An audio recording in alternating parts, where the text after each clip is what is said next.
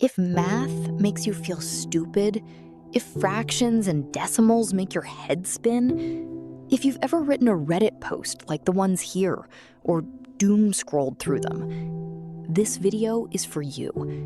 And before you click off this video because you think I'm about to say some generic crap about how math is easy and you just need to work harder, I'm not. Math is not easy, and it's not about how hard you try. And struggling at it doesn't mean you're not a math person, because I don't believe that. There's something else going on behind the scenes. And in order to sort through that, we're gonna put the math aside for a second. No equations, no solving for X, no math at all in this video. Just talking and healing. Because I think there's a lot of people carrying around a wound that nobody sees. And that wound has a name. Math. Not mathematics itself, but the experiences attached to it. The embarrassment, the frustration, the tears, that hopeless feeling that you'll never understand math. If that's you, stay with me. I'm here to help. Here's a question. How old were you when you first started to hate math? Maybe you were 5, maybe you were 15, maybe it wasn't even until college. There's probably some specific moments that stand out. Maybe a teacher called on you and you froze. Maybe you failed a test. Maybe your parents found out and made you feel stupid. Maybe you brought homework home and spent hours on it just to get it wrong. Maybe you cried. Maybe you told yourself you hated math. But you don't hate math. And I know how ridiculous that sounds, but I believe you don't. You hate how it makes you feel. There's a key difference between those two statements. One offers no chance of improvement. You're doomed to hate it forever. The other shows the truth. You do have a chance. Think about this. Nobody is born hating numbers. Little kids learn to count to 10, they count their toys, they count their steps, they count whatever is around them, and they don't think anything of it. It just happens out of curiosity. Something changes later. Somewhere along the way, math stops being curiosity and starts becoming judgment. Judgment from teachers, judgment from classmates, maybe even from parents. Homework is no longer just homework. It's a score that affects your self-worth. Tests become rankings that put you below your classmates. Every mistake becomes evidence. Evidence that you're not good enough. And after enough mistakes, many people stop saying, "I got this problem wrong." Instead, they start saying, "I am bad at math." And eventually, "I am stupid." Do you see what happened there? A mistake became an identity. And that identity can follow people for a lifetime. But it doesn't have to. There is hope. I want to help fix this.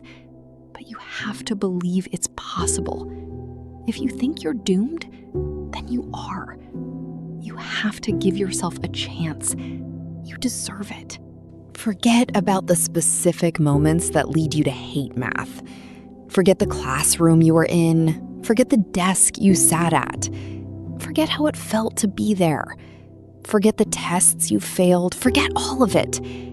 Forget the hopeless feeling of feeling alone, of wondering, why me? Why am I the only one who doesn't get this? You're not the only one. Millions of people struggle with math. They also feel hopeless. They also feel like giving up. They also have felt broken before. Now, listen closely. This is the most important part of this video. Struggling with math does not mean you were stupid. Not even a little. It means you struggled with math. That's it. It doesn't say anything else about you as a person. It doesn't mean you're worthless. It doesn't mean you can't improve at math either. It just means you struggled. Your struggle is not a verdict. It's an experience. So embrace the experience, even at the worst parts of it. It's okay to struggle. I want you to imagine something. Imagine a child learning to walk. They fall again and again and again, thousands of times.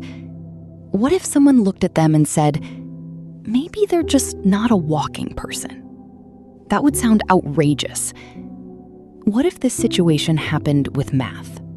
You fail one assignment, you fail a quiz, you fail a test, and you say, I guess I'm not a math person. Suddenly, it sounds pretty normal. Even though it's the same statement as before with the kid learning to walk, it sounds normal. It shouldn't, but it does. It's been normalized by society. This statement should sound outrageous for all the harm it does to the psyche of the people hearing it. What would be a normal thing to say to the kid learning to walk? Maybe something like, they're struggling, but they'll get better. That's the same perspective that you need with math. You're struggling, but you'll get better. One small perspective shift, and it goes from you don't have a chance to you do have a chance. But because so many people don't have this shift, they carry around shame that never belonged to them in the first place. So here's the realization I hope you take with you today. The voice in your head that says, I'm just bad at math, is not a fact. It's a story repeated so many times that it started to sound true. Question your story like this. What if the problem was never your intelligence? What if the problem was fear? What if the problem was anxiety? What if the problem was missing one small concept years ago and never getting a chance to fill the gap? What if the problem was the way you were taught? What if the problem was believing that every mistake meant something about your worth? What if the problem was everything except the thing you've been blaming this whole time? I want you to take a deep breath. Right now. Slowly. And as you do, I want you to consider the possibility that you have been carrying a burden that doesn't belong to you. The burden of proving that you are smart enough. You don't have to prove that here.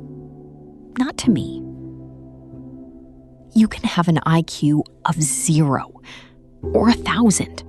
It doesn't matter. You can get straight A's or flunk every class. You are allowed to be learning. You are allowed to be confused. You are allowed to ask questions. You are allowed to need more time. You are allowed to struggle. None of those things make you less intelligent. They make you human.